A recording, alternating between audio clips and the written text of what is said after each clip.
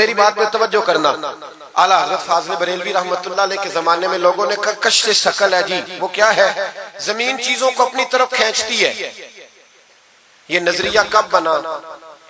ایک سائنسدان نہ بیٹھا تھا درخت کے نیچے، تو اس نے دیکھا کہ سیب گرا ہے تو وہ بھی زمین پہ آیا ہے، امرود ٹوٹا ہے تو وہ بھی زمین پہ آیا ہے، انار ٹوٹا ہے تو وہ بھی زمین پہ آیا ہے۔ تو کہنے لگا زمین میں کشش ہے، ہر شے کو کھینچتی ہے، اور کشش ثقل کا نظریہ بن گیا۔ اعلیٰ حضرت رحمت اللہ علیہ تک جب بات پہنچی تو آپ فرمانے لگے سائنسدان پاگل ہو گئے، سائنسدانوں کی جو اچھی بات ہوگی وہ مانی جائے گی، لیکن جو بات درست نہیں ہوگی وہ تسلیم نہیں کی جائے گی۔ آپ فرمانے لگے یہ کیا بات ہوئی کہ آدھا کلو کا سیب تو زمین نے کھینچ لیا، امرود بھی کھینچ لیا، انار بھی کھینچ لیا، اور غبارے میں 1.5 چھٹانک ہوا بھر دیا، وہ زمین سے کھینچا نہیں گیا، وہ اوپر اڑ گیا ہے۔ فرمانے لگے یہ کیسا کشش ثقل ہے، 1.5 چھٹانک ہوا ہوتی ہے نا غبارے میں، وہ زمین سے کھینچا۔ اعلیٰ حضرت فرمانے لگے اصل کشش ثقل نہیں، اصل بات یہ ہے کہ ہر چیز اپنی اصل کی طرف لوٹ جاتی ہے، ہر چیز اپنی اصل کی طرف۔ فرمانے لگے ہوا کی اصل اوپر ہے تو غبارہ اسے اوپر لے گیا، انار سیب امرود زمین سے پیدا ہوئے تھے تو واپس زمین پہ آ گئے، واپس۔ آج بھی ڈاکٹروں نے بڑا پریشان کیا ہوا ہے، ہم لوگ جاتے ہیں سنا کے آ جاتے ہیں، علم نہیں نہ ہوتا۔ اللہ کرے ہم اعلیٰ حضرت کو پڑھنے والے بھائی بھائی ہمیں سمجھ آئے ہمارے بزرگ ہمارا تحفظ کہاں کا۔ ڈاکٹر کے پاس جائیں، ڈاکٹر صاحب بچہ بیمار ہے تو ڈاکٹر صاحب کہتے ہیں کسی کو کھانسی تو نہیں گھر میں، کسی کو نزلہ تو نہیں، پہلے تو نہیں کسی کو بخار، تو پورا انٹرویو دے لیتے ہیں بھائی اس کی کیا وجہ جی، اگر ہو تو پھر کہنے لگے اگر کسی کو بخار ہو تو پھر بچے کو بھی ہو جاتا ہے، کسی کو کھانسی ہو تو بچے کو بھی۔ سمجھ آ رہی ہے؟ کہتے ہیں نا ڈاکٹر اس طرح سے، یہ بیماری کسی اور کو تو نہیں فیملی میں۔ میں نے کہا ڈاکٹر صاحب آپ کیا بات کر رہے ہیں؟ نبی پاک صلی اللہ علیہ وسلم نے فرمایا ہے کہ بیماری متعدی نہیں ہوتی، ایک سے دوسرے کو نہیں لگتی، بیماری ایک سے دوسرے کو، یہ صحیح بخاری میں موجود ہے۔ نبی پاک صلی اللہ علیہ وسلم سے ایک شخص نے کہا حضور میرے اونٹ کو خارش پڑ گئی، اور وہ جو اونٹ کھڑا ہے اس کی وجہ سے پڑ گئی ہے۔ تو کیا میرے محبوب کا سمجھانے کا انداز ہے؟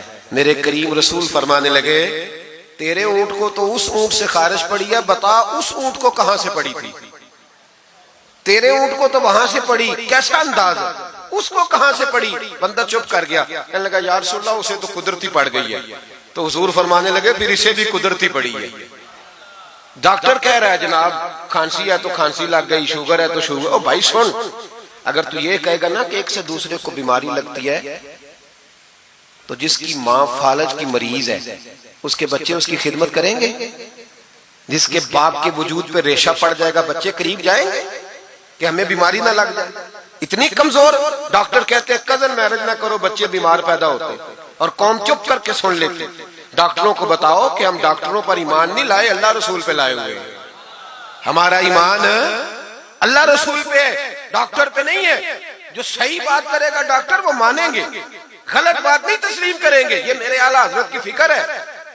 ڈاکٹر کہتے ہیں کزن میرج نہ کرو بچے بیمار پیدا ہوتے ہیں، تو مولا علی اور حضرت فاطمہ کا رشتہ کیا ہے؟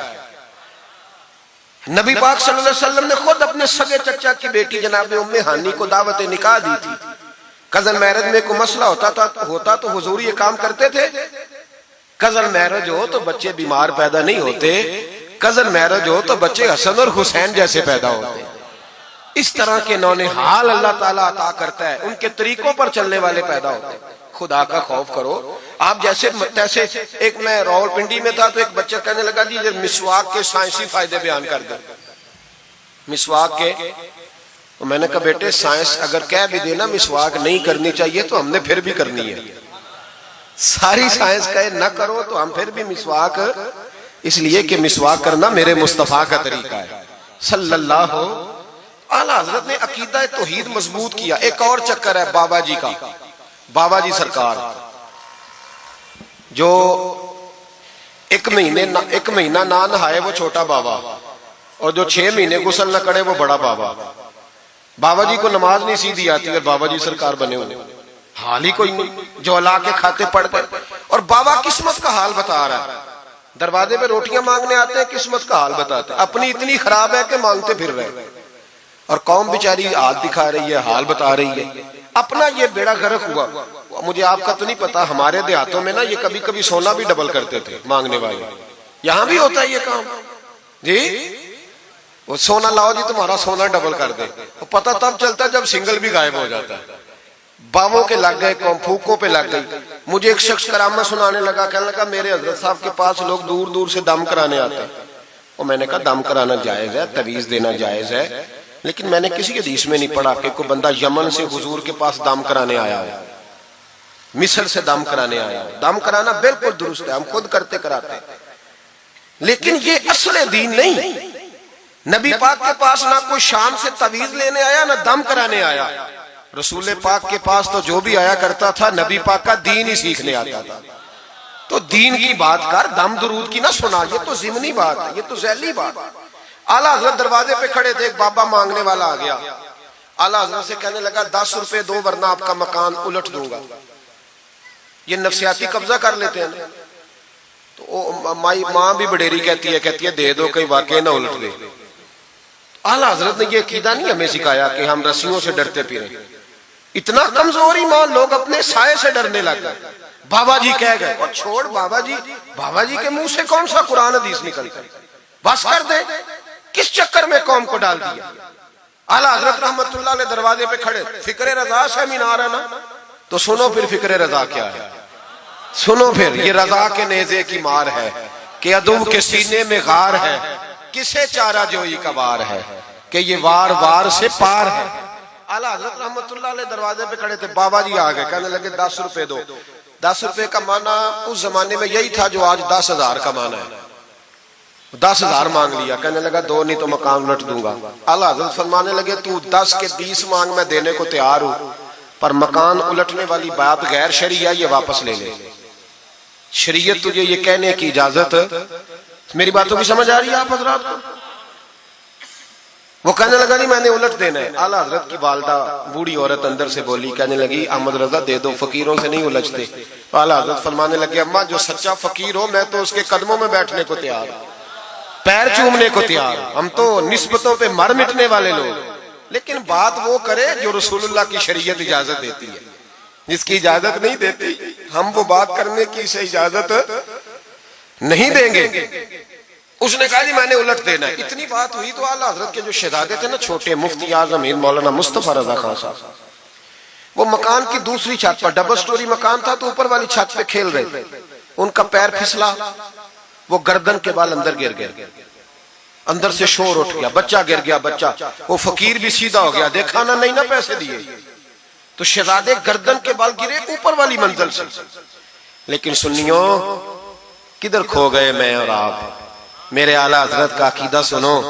فاضل بریلوی اندر نہیں گئے، حالانکہ حضور علیہ السلام کا فرمان موجود ہے کہ اولاد آدمی کو بزدل کر دیتی ہے، اولاد کے ہاتھوں بندہ کمزور ہو جاتا ہے. اندر نہیں گئے، وہیں کھڑے رہ کے کہنے لگے اماں میرا ایک بیٹا ہے، میرا 1000 بھی ہو تو میں سارا نبی پاک کی شریعت پہ قربان کر دوں گا، لیکن کسی باوے کی میں غلط بات ماننے کو تیار ہے.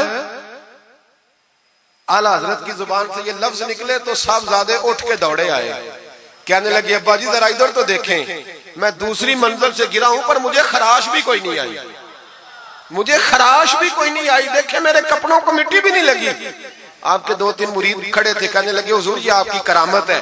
آپ فرمانے لگے میری کرامت نہیں، یہ میرا عقیدہ توحید ہے، یہ میرے رب پر ایمان ہے، خراش نہیں آئی. اب اس فقیر کو فرمانے لگے اعلیٰ حضرت کہ تو کہتا تھا مکان الٹ دوں گا، چل الٹنا پھر 10 روپے نہیں لینے، الٹ. چپ کر گیا. تو اعلیٰ حضرت، لوگ کہتے ہیں مولوی صاحب کے پاس کیا ہے؟ جس کے سینے میں رسول اللہ کا دین ہے اس کے پاس کچھ نہیں تو پھر کسی کے پاس بھی کچھ نہیں. ہاں ذمہ داری سے کہہ رہا ہوں، کسی کے پاس کچھ نہیں. اگر جس کے سینے میں قرآن و سنت کا نور ہے اگر اس کے پاس ہی کچھ نہیں. سنو، اعلیٰ حضرت نے اپنا جوتا الٹ دیا، فرمانے لگے اگر طاقت ہے تو میرا جوتا سیدھا کر کے دکھا.